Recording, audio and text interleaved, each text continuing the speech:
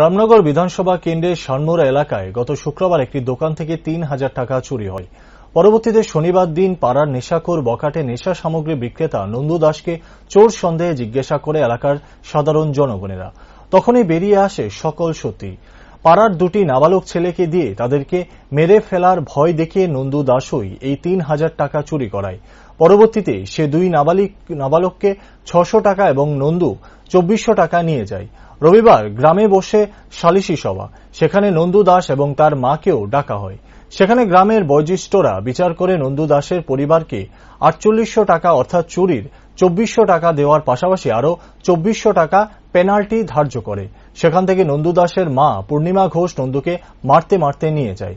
অনেকটা দূর গিয়ে নিজের কাপড় নাকি নিজেই ছিঁড়ে ফেলে বলে অভিযোগ গ্রামবাসীদের। সে এই দুইটা ছেলেরা করবে চুরি করে টাকা এনে দিত, যারা অস্বীকার চুরি করতে অস্বীকার।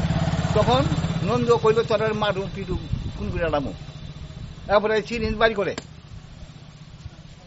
কত ইঞ্জেকশন মারি আলাম। তখন এরা ভয়ে ছোট ছেলে তো ভয়ে এরা বাধ্য হইয়া ওই সুটকির দোকানদার শ্রীকান্ত তার দোকান থেকে টাকা চুরি করে নিয়ে দিচ্ছে। এরপরে আমরা জিজ্ঞাসলাম কত টাকা, কইল যে ৩,০০০ টাকা। তখন তারা কইল যে আমার যে ৩০০ মানে দুইজনের ৬০০ দিয়ে আর ২৪০০ টাকা সে নিচ্ছে। এইটা নিয়ে আমরা সাজিয়েছি সবাই বইল, অনেকে আছিল ওই তো নিরঞ্জন আছিল, নিরঞ্জন কইব নিরঞ্জন আছিল। আমরা সাজিয়ে সবার মাধ্যমে তারা বিচার করে হইল, বিচার এটি করে হইল যে তোমরা ৩০০ নিছ, তোমরা দিবা ৬০০, আর্থিক জরিমানা কিছু করতে হইব। কারণ জরিমানা না করলে তারা আবার চুরি করতে পারে। যদি কিছুটা জরিমানা হয় তখন তারা আর চুরি করতো না।